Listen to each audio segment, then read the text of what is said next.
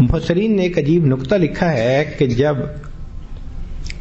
فرعون نے جادوگروں کو بلایا کہ موسیٰ علیہ السلام کے ساتھ مقابلے کے لیے آ جائیں، تو انہوں نے پوچھا بھئی اگر ہم کامیاب ہو گئے تو انعام کیا ملے گا؟ اس نے کہا انکم اذا لمن المقربین، تم میرے مقرب ہو جاؤ گے، یہ سب سے بڑا انعام ہوتا ہے قرب مل جانا۔ تو جادوگر تیار ہو گئے۔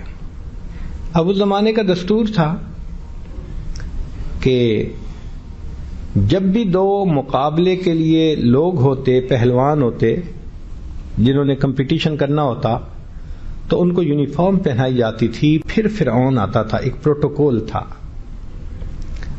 تو انہوں نے گورنمنٹ کے جو آفیسر تھے انہوں نے جادوگروں کا ایک لباس تھا وہ بنایا، موسیٰ علیہ السلام کو بھی دیا جی آپ بھی پہنے، وہ تو اللہ کے پیارے نبی علیہ السلام تھے، انہوں نے نہیں پہنا۔ اب پریشان ہوئے کہ اگر یہ نہیں کل پہن کے آئیں گے تو ہماری تو نوکری خطرے میں۔ پھر ان کا ذہن کام کرنا شروع کیا کہ اس کا حل کیا نکالے۔ تو ٹیلنٹڈ لوگ تو ہوتے ہیں نا، some up came with a very bright idea کہ بھئی ایک جیسی یونیفارم ہونی چاہیے نا۔ ہم کہاں بھئی اگر جادوگروں جیسا لباس وہ نہیں پہنتے تو جادوگروں کو ان جیسا لباس پہنا دو، سملر ہو جائیں گے۔ ان کا ہاں یہ بالکل ٹھیک ہے۔ چنانچہ انہوں نے موسیٰ علیہ السلام کی طرح جبے سلوائے، جادوگروں کو پہنا دی۔ اب جب مقابلہ شروع ہوا تو اللہ تعالیٰ کی شان دیکھیے کہ اللہ رب العزت نے جادوگروں کو ہدایت عطا فرما دی، ایسے ہدایت پہ پکے کہ فرعون نے کہا میں قتل کروا دوں گا، بازو کٹوا دوں گا، ٹانگ کٹوا، ان کا فقض ما انت قاض، جو کر سکتا ہے تو کر لے، اب ہم اس پر جم گئے۔ حضرت موسیٰ علیہ السلام کوہتور پر گئے، رب کریم سے ہم کلامی ہوئی کہ اللہ آپ نے تو مجھے فرعون کی طرف بھیجا تھا، بائی نیم کہا تھا اذهب الى فرعون انه طغى، جاؤ فرعون کے پاس، باغی طاغی بن گیا ہے۔ تو نومینیٹ فرما دیا تھا کہ میرا کام ہے فرعون کے پاس جانا۔ فرعون کو تو ہدایت ملی نہیں، یا اللہ جادوگروں کو ہدایت مل گئی، اس میں کیا حکمت ہے؟ رب کریم نے فرمایا میرے کلیم اللہ جب میں ہدایت کا فیصلہ کرنے لگا تو میری رحمت نے اس بات کو زیادہ پسند کیا کہ پہلے ہدایت ان کو دوں جن کو میرے محبوب نبی کے ساتھ زیادہ مشابہت ہے۔ چونکہ جادوگروں کو مشابہت تھی ان کو میں نے ہدایت عطا فرمائی۔ تو اگر جادوگر مجبوری سے مشابہت اختیار کر لیتے ہیں تو وہ بھی قبول ہو جاتی ہے۔ اگر امت محمدیہ صلی اللہ علیہ وسلم کا ایک غلام محبت کی وجہ سے نبی علیہ السلام سے مشابہت اختیار کرے گا، اللہ کیوں نہیں قبول فرمائیں گے؟ صحابہ رضی اللہ تعالیٰ نے اس راز کو سمجھ لیا تھا، چنانچہ ایک ایک کام میں وہ نبی علیہ السلام کے طریقے کے مطابق ہر عمل کرتے تھے۔ عبداللہ ابن عمر لانو دیکھیں، مدینہ طیبہ سے مکہ مکرمہ جا رہے ہیں اور لوگ بھی ساتھ ہیں، ایک جگہ پہنچے کہنے لگے ذرا رکو، روک لیا، سواری سے نیچے اترے، قریب ایک جگہ گئے درخت کے قریب اور بیٹھ گئے جیسے کوئی بندہ قضائے حاجت سے فارغ ہوتا ہے، یورینیٹ کرتا ہے، مگر قضائے حاجت سے فارغ نہیں ہوئے، اٹھ کے آ گئے اور سواری پر بیٹھ کر کہنے لگے یار چلو چلتے ہیں۔ دوستوں نے کہا جی کیا مطلب، آپ نے خواہ مخواہ ہمارا ٹائم لگوا دیا، ضرورت نہیں تھی تو کیوں رکے؟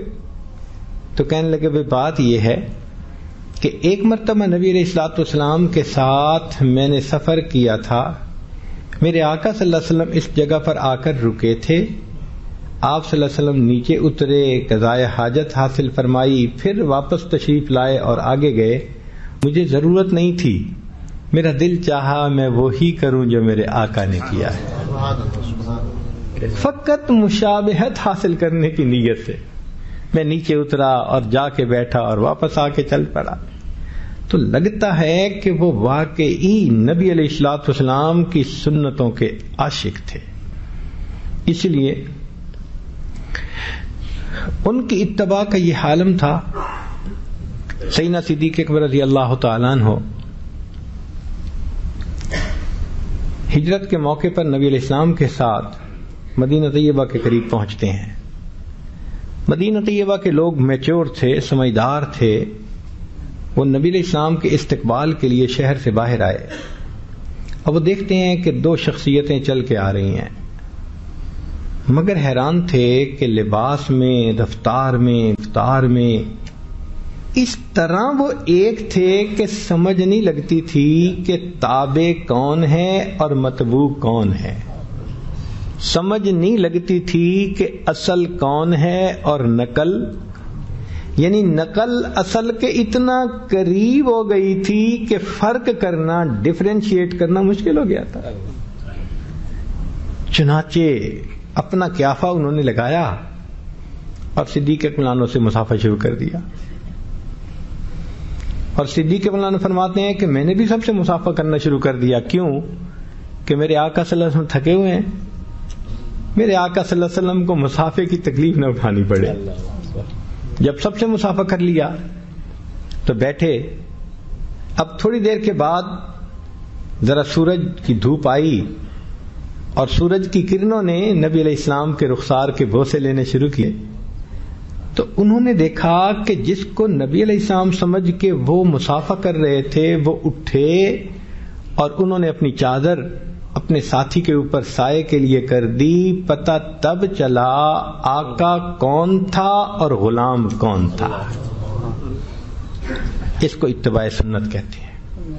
اس لیے سیرت کی کتابوں میں لکھا ہے کہ باہر ملکوں سے نمائندے آتے تھے نبی علیہ السلام کی خدمت میں، اور نبی علیہ السلام صحابہ کے درمیان بیٹھے ہوتے تھے، مگر اتنا مشابہت تھی سب میں کہ پوچھنا پڑتا تھا من منکم محمدہ، کہ تم میں محمد صلی اللہ علیہ وسلم کون ہے.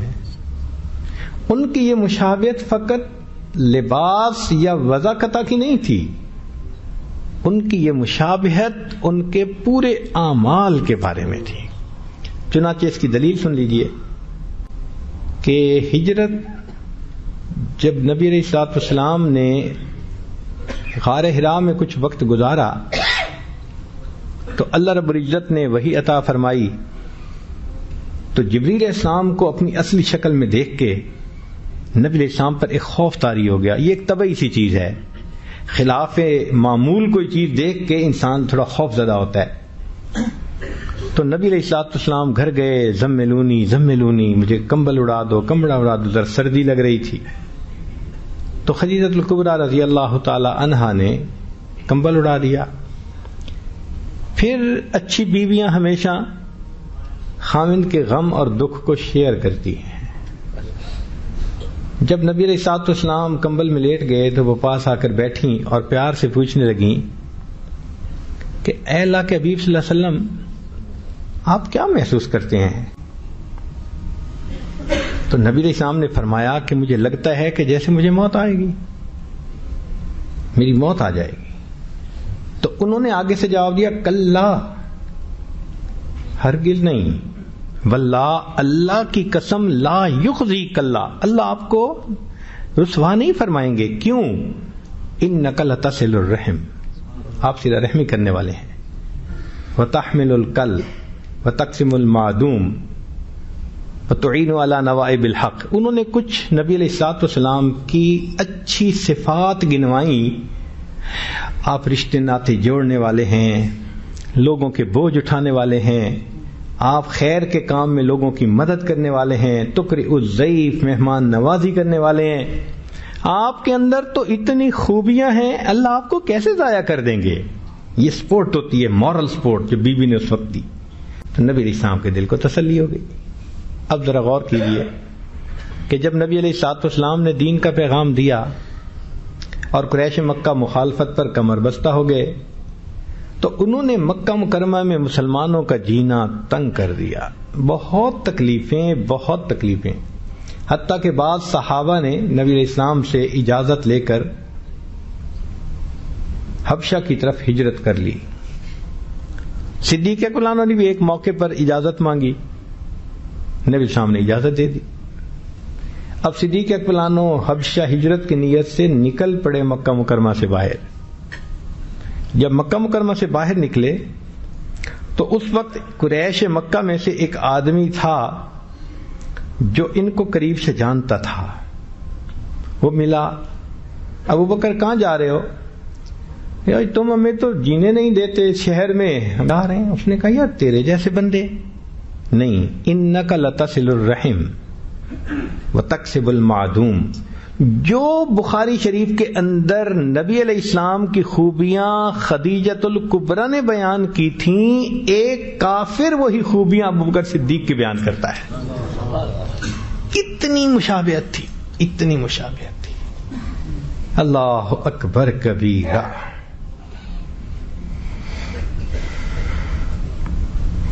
چنانچہ جب فارس فتح ہوا تو صحابہ رضی اللہ عنہم کھانا کھا رہے ہیں دسترخوان کے اوپر. سیدنا حذیفہ بن الیمان رضی اللہ عنہ کے ہاتھ سے ایک لقمہ گر گیا دسترخوان پہ. انہوں نے اٹھا لیا اور اس کو کھا لیا. ادب بھی یہی ہے، سنت بھی یہی ہے. جب وہ اس کو کھانے لگے تو ساتھ ایک دوسرے ساتھی بیٹھے ہوئے تھے. وہ کہنے لگے دیکھو یار یہاں کے عمراء کو دیکھ رہے ہیں، یہ اس چیز کو معیوب سمجھتے ہیں، کہیں گے کہ دیکھو مسلمانوں کی عادتیں اچھی نہیں ہیں، ایٹیکیٹس اچھے نہیں ہیں.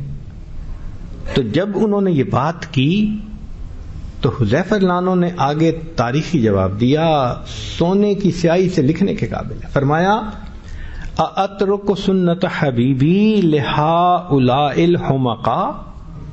ان احمقوں کی وجہ سے میں اپنے محبوب صلی اللہ علیہ وسلم کی سنت کو چھوڑ دوں گا. اندازہ لگائیے ان کے دل میں نبی علیہ الصلوۃ والسلام کی سنت کی کتنی قدر ہوتی تھی. اس لیے قالن اور حالن